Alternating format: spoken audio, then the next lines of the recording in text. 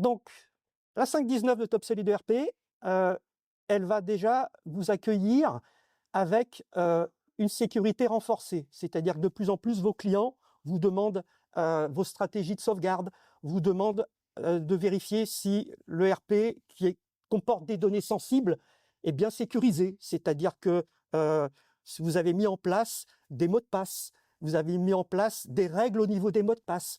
Aujourd'hui, on est dans la cybercriminalité. Je ne veux pas utiliser des gros mots, mais de plus en plus, vos donneurs d'ordre vont vous demander de sécuriser vos données. Et donc pour ça, dans TopSolid, que je vais ouvrir, on a la possibilité, après, c'est pas une obligation, la preuve, j'ai pas de mot de passe,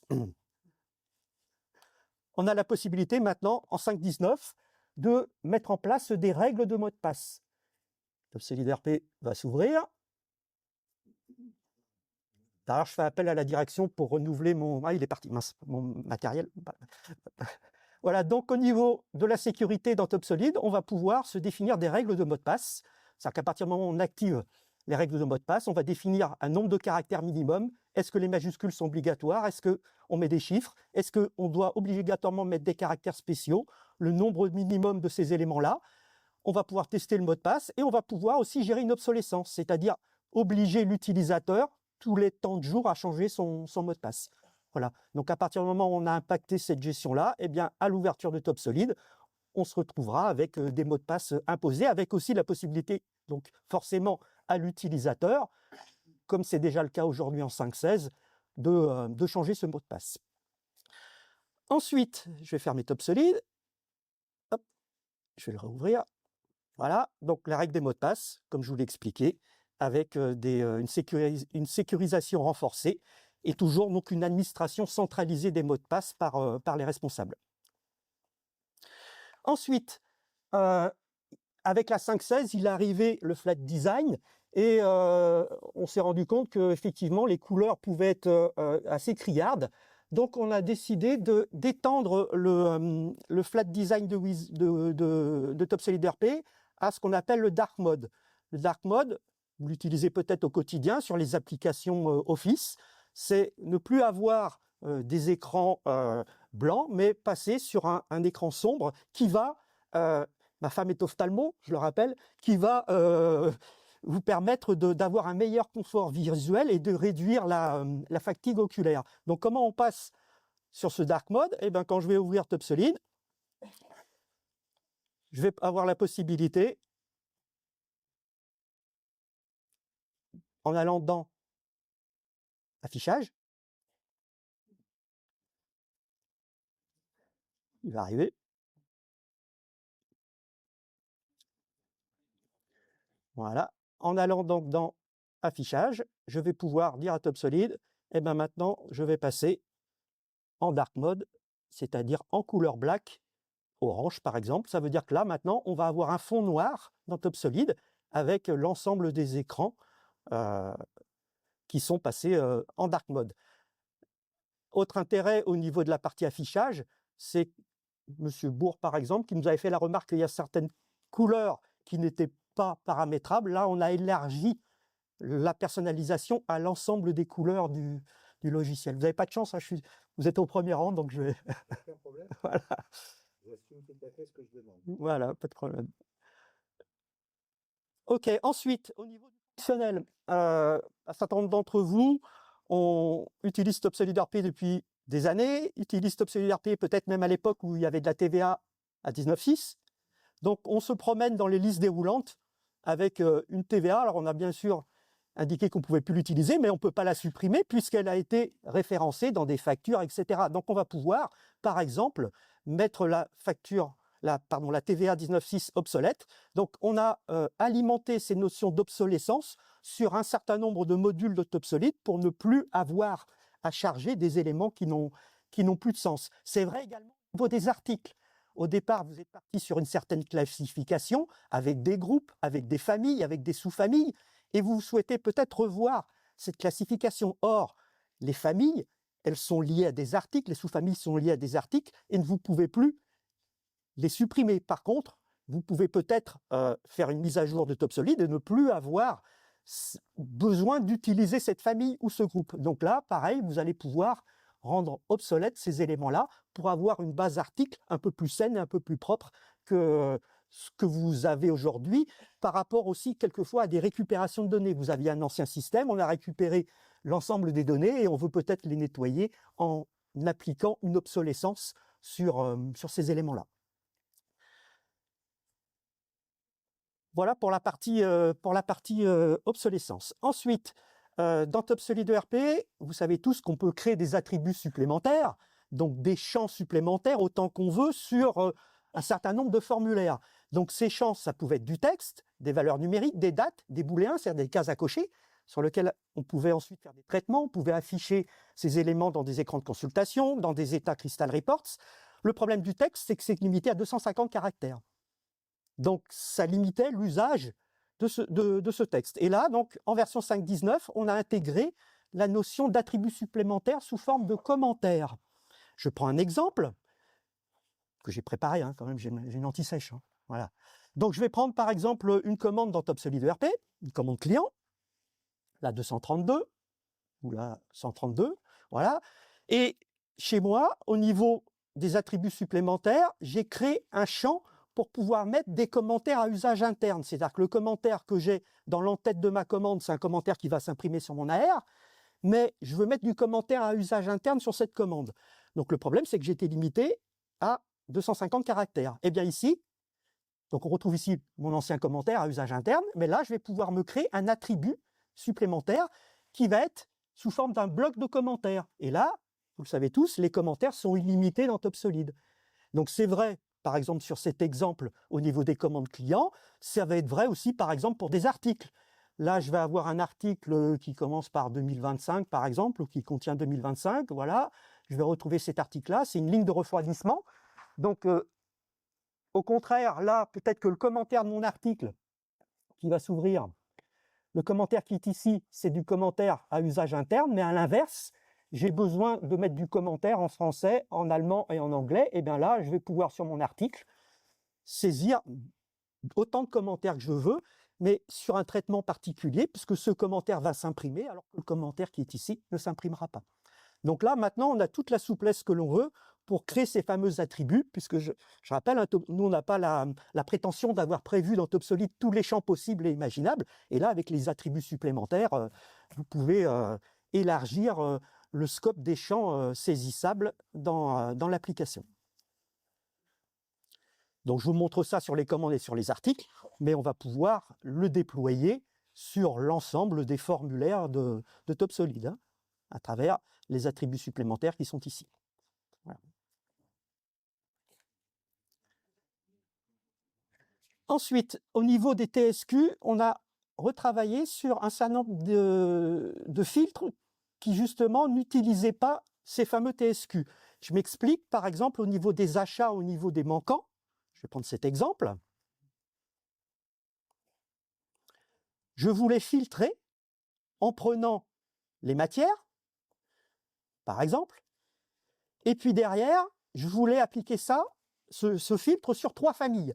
Clic droit ajouter, première famille. Clic droit ajouter, deuxième famille. Clic droit ajouter, troisième famille. Extrêmement long. 40 clics hors taxe à peu près avant d'arriver à avoir appliqué ces filtres. Donc là, ce que je vais pouvoir faire, c'est qu'on a élargi à des TSQ. Et donc, je vais pouvoir faire de la multiple sélection. Et là, je vais par exemple prendre le bronze, le titane et l'aluminium.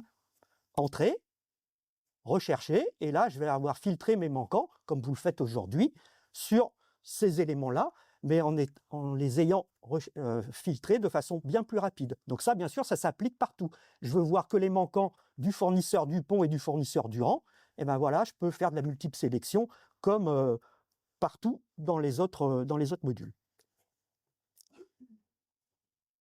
Donc ça, on va retrouver ça sur les manquants d'achat. On va bien sûr retrouver ça également sur la liste des besoins à couvrir, sur les manquants de production. Et on va pouvoir retrouver ça encore à un autre endroit où on avait ces notions de filtre, c'est-à-dire dans la partie inventaire.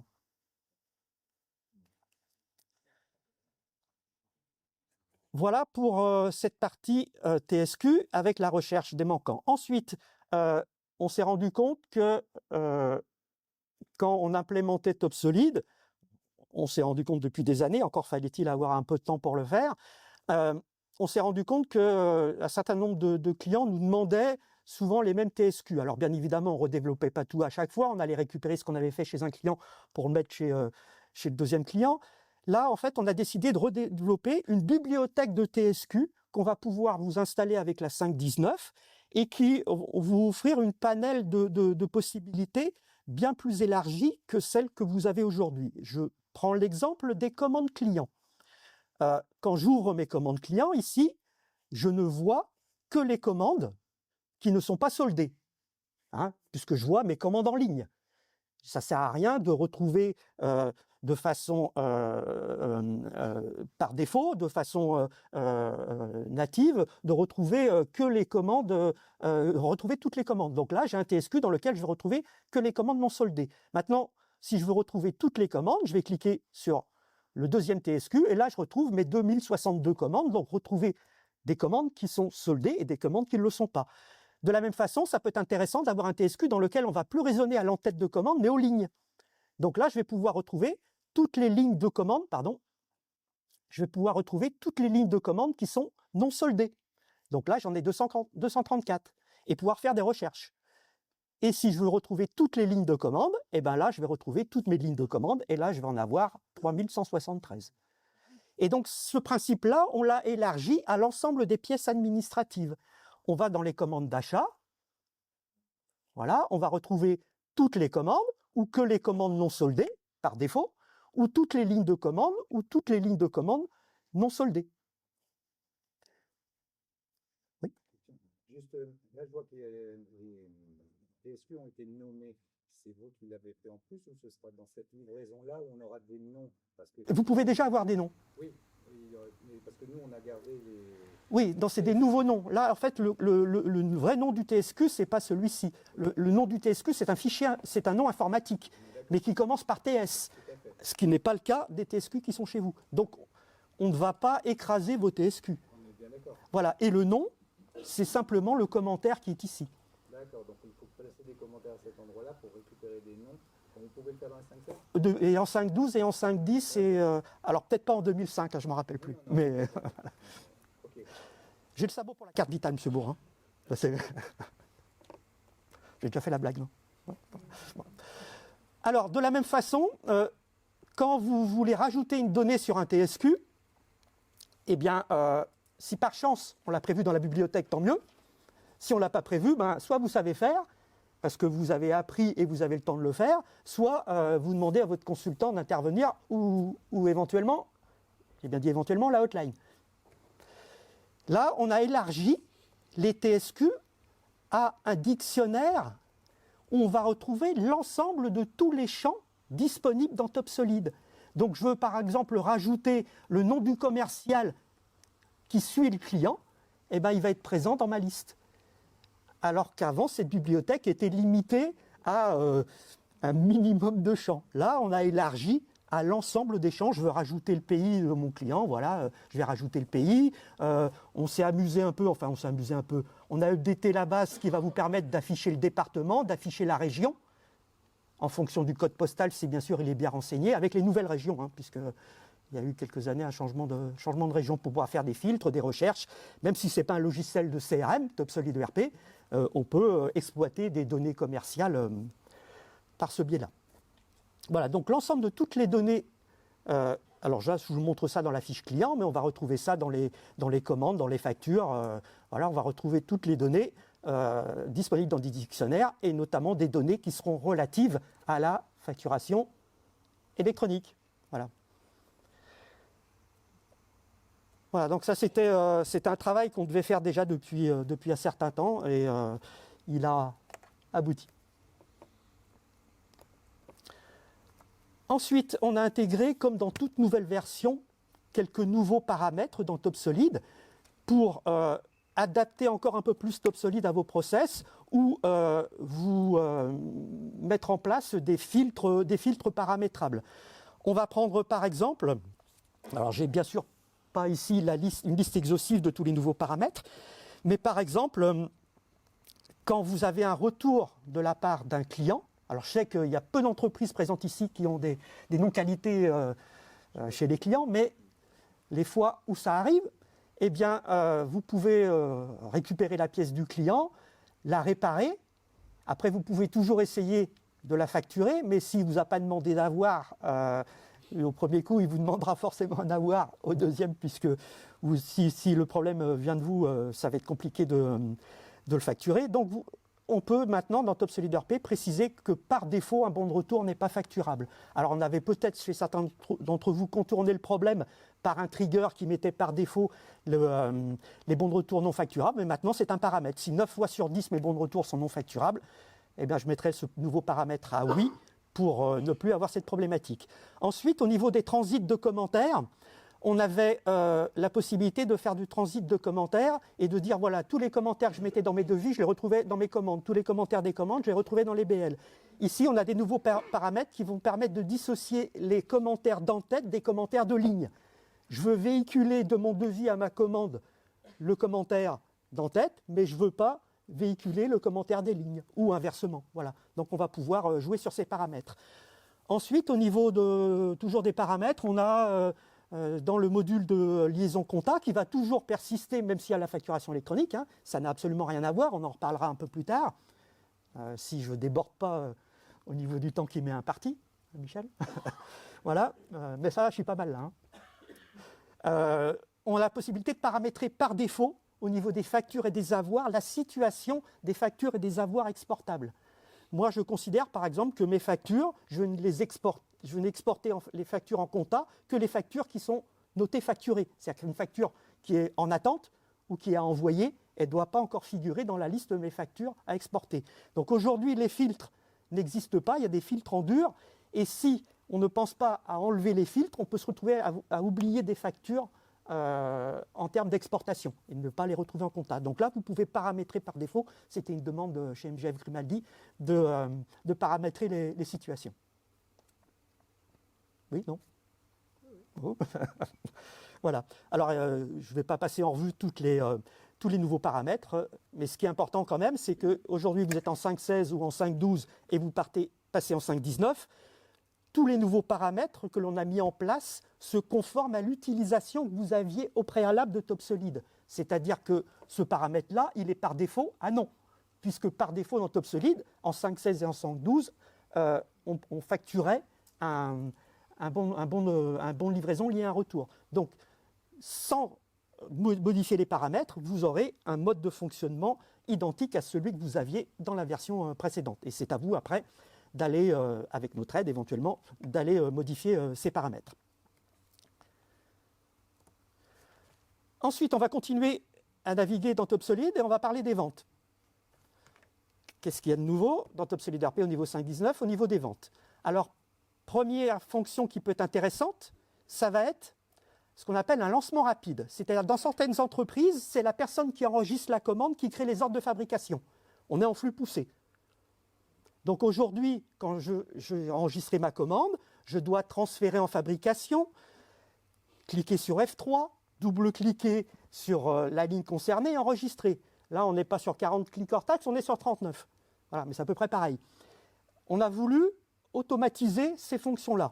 Donc, dans le module de vente, donc bien sûr, ça c'est lié à votre process. C'est-à-dire que si dans votre entreprise, c'est une personne à l'ADV qui enregistre la commande et c'est une autre personne qui crée les OF, cette fonction-là ne va pas vous intéresser, sauf si vous y trouvez un intérêt et que vous décidez de changer votre organisation et de dire peut-être que sur certaines références qui sont cyclées, donc des pièces connues, eh ben c'est la personne de l'ADV qui créerait les OF. Hein, Sonia, je vais vous donner du travail. Voilà. Donc si je prends par exemple toujours ma commande 132, je vais sortir d'ici et aller sur les commandes. Voilà.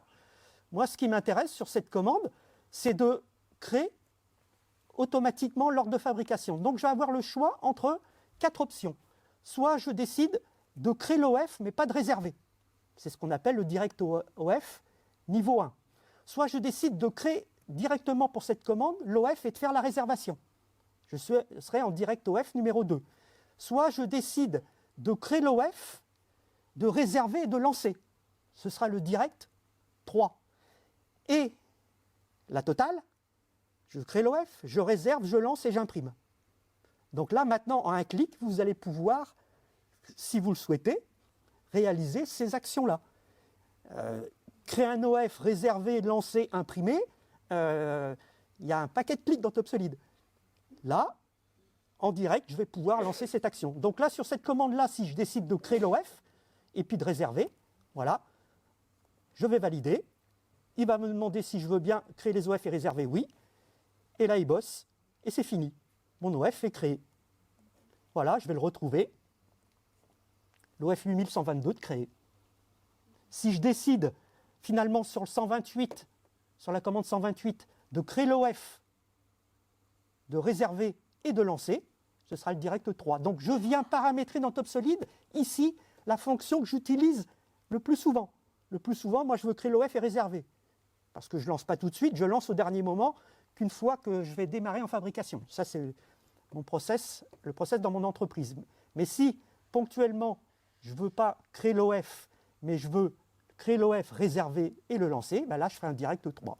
Voilà, créer l'OF, réserver et lancer. Et de la même façon, il va générer mon ordre de fabrication, il va le créer et il va le lancer. Voilà. OK? Voilà. Donc après, on peut vérifier ensemble si vous voulez, mais là, l'OF 8122, il est créé et il est réservé. Donc, il n'a pas de date de livraison.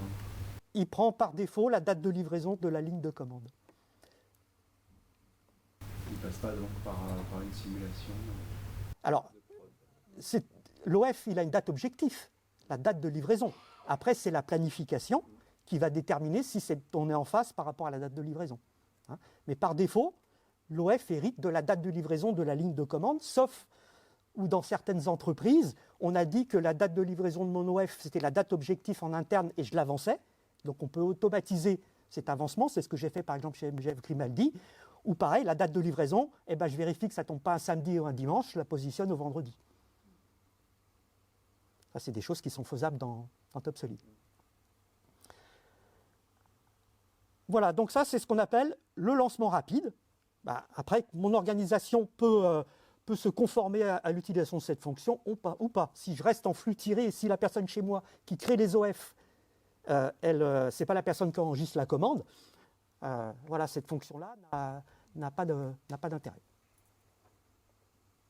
Ensuite, toujours au niveau des ventes, vous avez peut-être chez vous plusieurs banques et en fonction du client, peut-être que le virement du client, vous allez le faire sur la banque A ou sur la banque B. Donc, jusqu'à présent, dans TopSolid ERP, on avait géré ça, votre consultant avait géré ça sous forme d'attributs supplémentaires.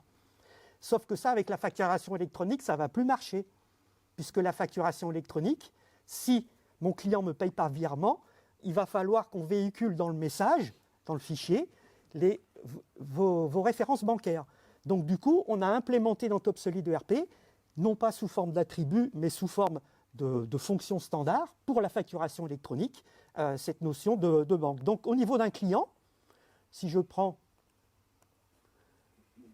le client Altal par exemple, Air Liquide, voilà, ce client-là, je lui ai dit qu'il avait une banque par défaut, qui était la Banque Populaire à Mâcon, dans une liste de banques, puisque je peux avoir plusieurs banques chez ce client. Donc ça veut dire que quand je vais le facturer, si je vais récupérer un BL d'Altal et que je le facture, on va plutôt aller dans les bons de livraison en attente, voilà, je vais récupérer le BL d'Altal, BL à facturer. Non, on va prendre un bon de livraison, voilà, le bon de livraison que je vais facturer, voilà.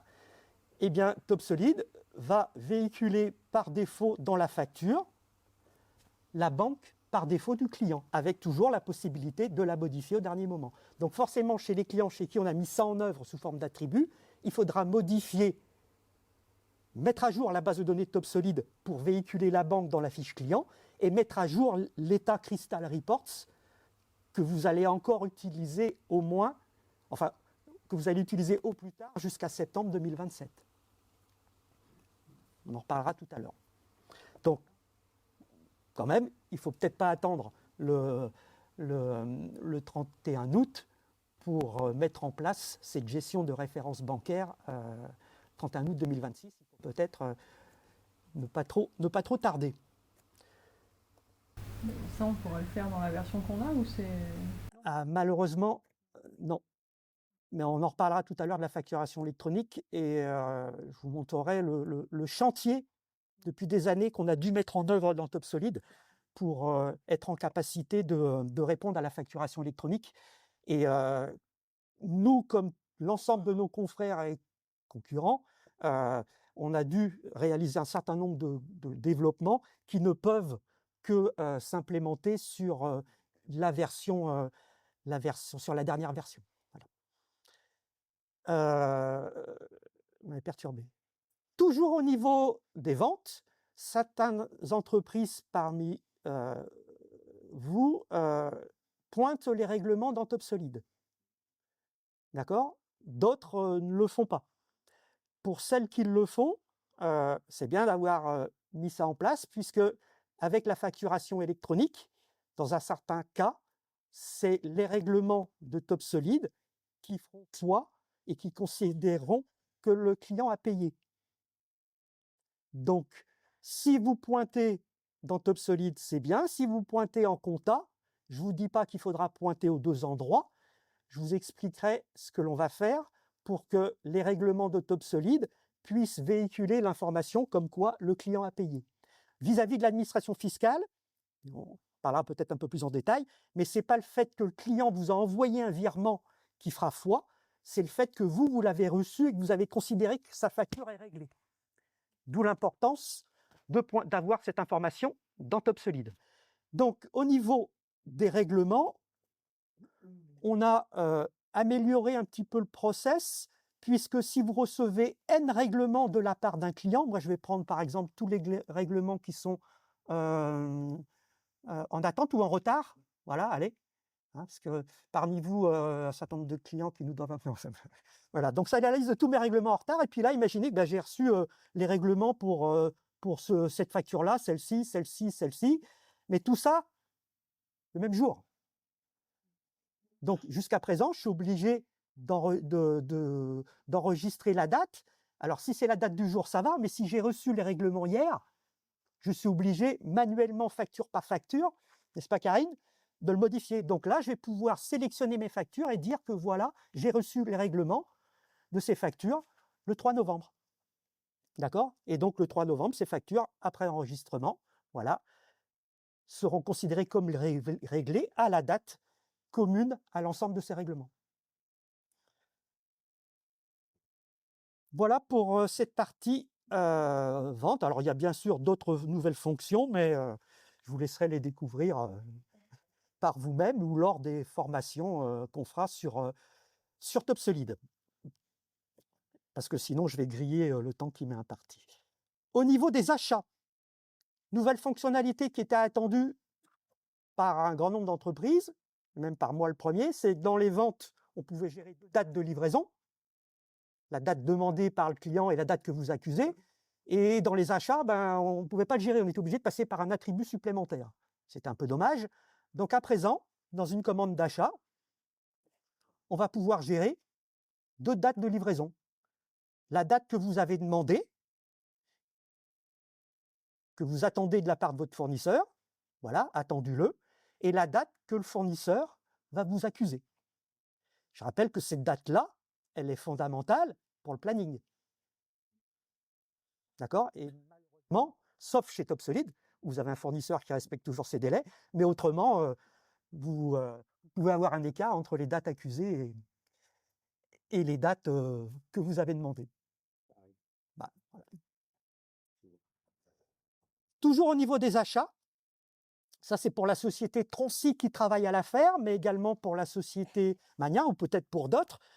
Jusqu'à présent, quand je décidais d'acheter, par exemple, je décide d'acheter de la visserie chez Mossburger, j'ai 13 lignes de commande qui sont affectées, il y en a 12 qui sont affectées au même OF, et puis une qui est affectée à un autre OF. Donc j'ai fait une commande directe, hein, je n'ai pas récupéré des manquants, là je décide de pousser. Je fais ma commande et je la pousse dans mon OF. Alors là, ce n'est pas 40 clics hors taxe, c'est 13 fois 10, 130 clics, si je voulais affecter ça au même OF. Et bien ici, dans le bouton affectation, je vais pouvoir dire toujours que j'affecte une ligne à l'OF 23 et la deuxième ligne à l'OF 17, mais j'ai aussi un bouton qui s'appelle affectation de la commande. Je vais pouvoir dire, voilà, la totalité de ma commande, je vais l'affecter à mon OF, dans la liste de mes OF, à l'OF, je sais pas, 8120 par exemple. Voilà. Donc là, il va affecter l'ensemble des lignes à cet OF-là. Et si maintenant cette ligne-là, je ne dois pas affecter à l'OF 120, mais à un autre OF, rien ne m'empêchera d'aller le chercher ponctuellement. Je rappelle, ça, avant, on est obligé de le gérer ligne par ligne. Et pour les entreprises qui travaillent à l'affaire, c'est-à-dire qui n'ont pas dans leurs données techniques l'ensemble des éléments à acheter, mais qui viennent, au fur et à mesure de l'avancement de l'étude, rajouter les éléments d'achat ou de pointage ou de sortie de stock dans un OF, eh bien, ça va leur permettre de gagner un temps fou. Voilà.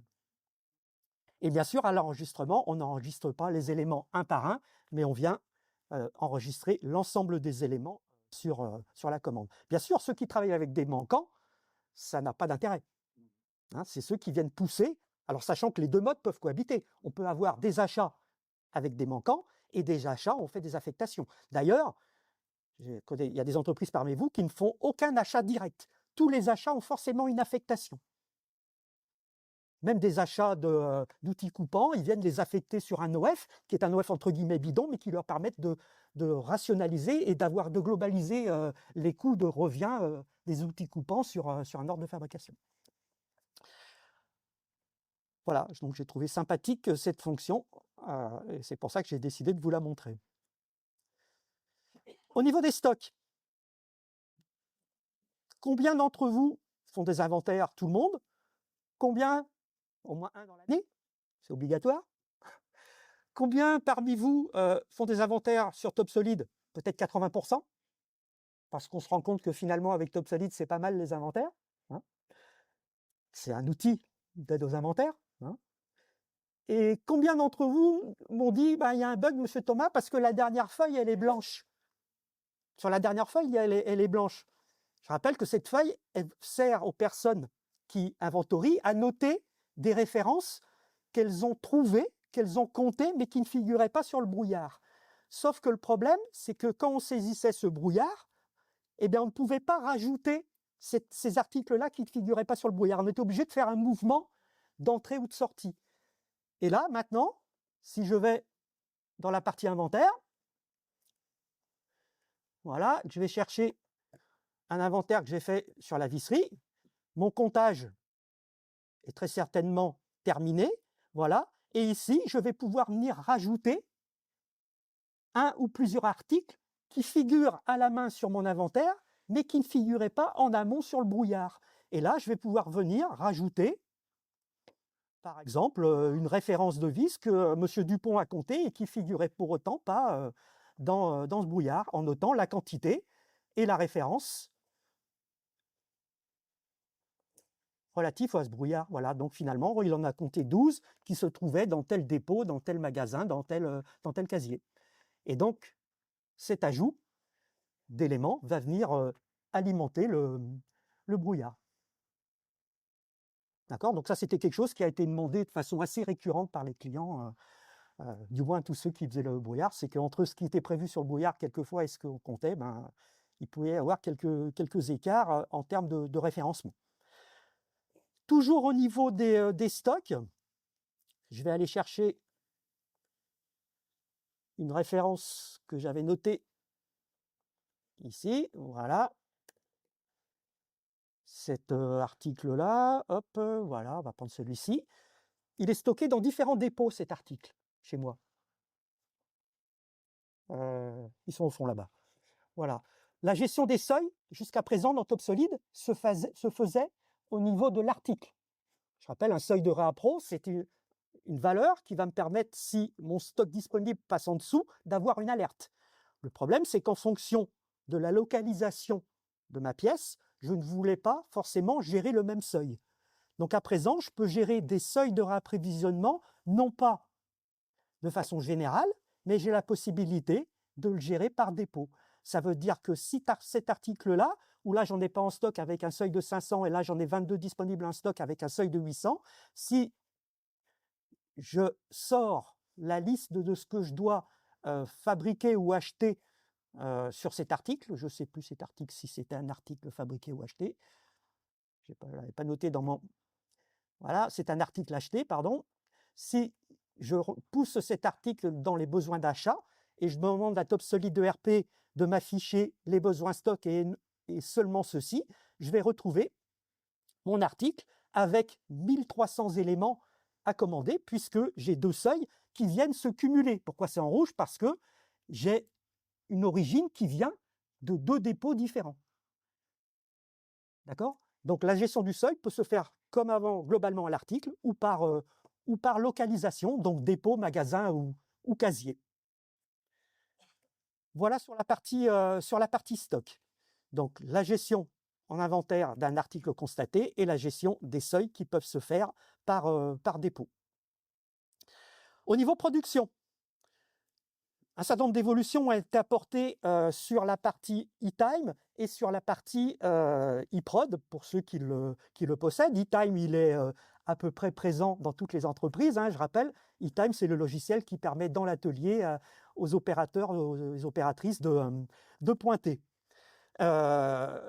Donc, au niveau de TopSolid ERP, on a retravaillé sur la partie paramétrage.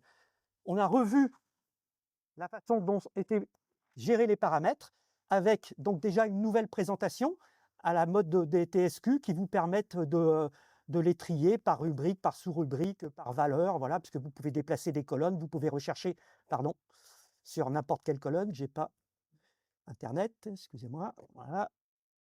Donc, possibilité de présenter les paramètres un petit peu différemment et de les regrouper. Là, je les ai regroupés par sous-rubrique. D'abord, avoir les paramètres d'eTime, les paramètres généraux et après les paramètres d'eProd si j'ai eProd chez moi. Voilà. De la même façon, quand je paramètre un terminal, puisque vous pouvez avoir plusieurs paramétrages chez vous, eh bien, une fois que vous avez paramétré un premier terminal, pour paramétrer le deuxième, s'il avait 80% de commun au premier terminal, eh bien, il fallait se recraquer à la main le terminal numéro 2. Et bien là, on va pouvoir copier les paramètres du terminal numéro X vers le terminal numéro Y. Donc ça, c'est intéressant. Ensuite, au niveau de voilà, donc copie des paramètres qui permettent d'automatiser et de gagner du temps au niveau du paramétrage. Ensuite, quelque chose qui est quand même assez récurrent dans les entreprises, au moins les entreprises parmi vous qui font de la sous-traitance mécanique, c'est le temps masqué. Plus on fait de temps masqué, généralement, mieux on se porte. Généralement. Encore faut-il que les pièces sortent bonnes, mais voilà. Donc jusqu'à présent, la solution qui a pu vous être donnée par le consultant, c'était de pointer les temps masqués en contrôle. Voilà. Ça, c'était, entre guillemets, un superfuge pour trouver une solution dans le logiciel standard de TopSolid. Aujourd'hui, après, il avait été développé la notion de ratio, c'est-à-dire que l'opérateur pouvait dire, voilà, sur le temps passé sur les 5 heures de production, j'ai passé 40% de mon temps sur la machine. Sauf que ça lui demandait de calculer. Là, maintenant, il n'est plus obligé de saisir un pourcentage, il va pouvoir saisir un temps. Voilà, sur les 5 heures de production, j'ai passé 2 heures sur la machine. Donc, ça veut dire que la machine a tourné 5 heures et elle a tourné 3 heures toute seule. Ça veut dire que si en amont, j'ai dissocié le taux horaire machine du taux horaire opérateur, dans mes prix de revient, je vais pouvoir valoriser le temps masqué. Je vais avoir 5 heures au taux horaire de la machine et auquel on va venir ajouter 2 heures de taux horaire opérateur puisqu'il a été posté. Donc, dans un pointage que j'avais réalisé déjà sur eTime, eh bien, on va retrouver, j'avais fait ça, je crois, la semaine dernière, voilà, hop, on va le mettre ça au 29 octobre, au 30 octobre, voilà. Voilà, on va retrouver monsieur Philippe Rossignolo, absent, qui a travaillé 2 heures sur la machine, et la machine qui, au total, elle a travaillé 5 heures, la Sinisler. Voilà, ça veut dire que si on a dissocié le taux horaire machine du taux opérateur, on va pouvoir valoriser dans les prix de revient le fait que l'opérateur n'a pas été présent pendant tout le cycle de fabrication sur la machine. Et là, de façon native, le calcul du prix de revient sera mis à jour.